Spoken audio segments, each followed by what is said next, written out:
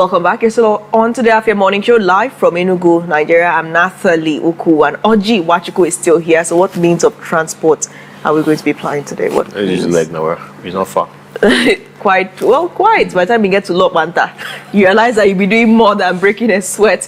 We begin in Abia State, where residents of Olumba by Slaughter and their neighbors on Bonny Street, all living around the ravaging Ifeobara Pond in Aba, have sent a save our soul message to Governor Otti over the life-threatening situation posed by the water body. Afia TV's Deputy Chief Correspondent Emmanuel Nwazue was in Aba and paid a visit to the area. Take a look.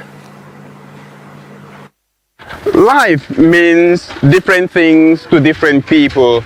Some, it can be pleasant, and some, it can be difficult. For the people living around this Ifeobara water pond, it is completely excruciating. Judging from this aerial view, it appears like a place of fantasy, a paradise on earth. But a closer view brings you the ugly reality of the Ifeobara Pond, located near the Area International Market, Aba. Filth and stench are perhaps the perfect words to describe what was once a small water body that metamorphosed into a lake deep enough to sink a four-story building. The previous administration did make an attempt by evacuating some of the buildings around here to arrest the situation, but as of this moment, look at how the situation is. According to residents here, this unforgiving habitat for giant mosquitoes did not assume such a dangerous status until 2016, when the immediate past administration in the state knocked down surrounding buildings and dug deep into it to channel its water into the Aba River, locally known as Waterside. Before, all these places you see is people's building. Okay, so through his commissioner came down that time and demolished the whole building. They now dig a very big hole inside this place so that the whole water will be channeled to this area. And now the whole water they channel here is now coming to backfire on us.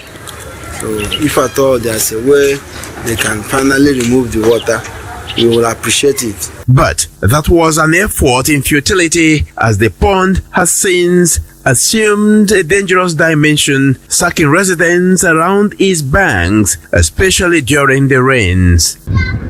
It has not been easy for us. We are just managing. The mosquito is too much. It's disturbing us. We are only managing it because we don't have not any other thing to do. We are just letting the mosquito. When in the time of OKZ, so there was very building here, plenty building, both down and all steps. So he was the one that takes some down to make sure. He said that he want to work the place at that time, but unfortunately he did not do anything. He just take the building down and dig a hole. There is too much hole here, and left it just like that. I'm asking Otti to just help us. Let it just remember us and help us here, because we are suffering. This place is very tough for us. These abandoned buildings are a testament to this ugly reality. If this rain comes like two or three times without stopping, all this place will be waterlogged. We can never put leg inside any place here. And some of us that are opportune to have one or two vehicles, they don't bring it around here because no place to park there. We are calling on the government to come and help us, if possible, if they can remove the water entirely. From street to street, none is spared. Despite the ugly situation, the people here remain resilient and find the time to unwind. As other areas of Aba have been receiving the touch of governance from the administration of Governor Otti, the people living around the Ifeobara Pond yearn to be remembered. From Aba, Emmanuel Nwazue reporting. this is a serious save our soul message from the people of this location, Ifeobara Pond, what they call also Waterside, to Governor Alex Otti of Abia State to weigh in and finish what the previous administration was unable to finish, though it did start to do something about it. Oji, how did you feel watching that? What do you think the key message is here? It's so sad, right? And, you know, that's how we're talking about, you know, how smelly that, you know, swamp is going to be like, right? And mosquitoes, you know. See, I'm even pleading Governor Alex Otti to step up and, you know, arrest the situation, because leaving that, as the respondent said, let rain come like in 2 more days consistently, that place will be submerged. Yes, you know how you said Governor Alex Otti should come and arrest the situation. This situation needs more than just handcuffs. It needs that cage that you always talk about, because it is looking like an ocean.